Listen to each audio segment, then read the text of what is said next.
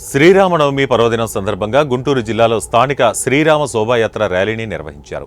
శ్రీరామనవమి పండుగ సందర్భంగా గుంటూరు సిటీలోని బృందావన్ గార్డెన్, వెంకటేశ్వర స్వామి దేవస్థానం నుంచి మొదలైన స్వామివారి రథోత్సవం శంకర్ విలాస్ బ్రిడ్జ్, హిమనీ సెంటర్, గుజ్జనగుండ్ల మీదుగా బృందావన్ గార్డెన్స్, వెంకటేశ్వర స్వామి దేవస్థానానికి చేరుకుంది. ఈ రథోత్సవంలో ఎటువంటి అవాంఛనీయ ఘటనలు, ట్రాఫిక్ అంతరాయం ఏర్పడకుండా పోలీసులు కట్టుదిట్టమైన ఏర్పాట్లు చేశారు.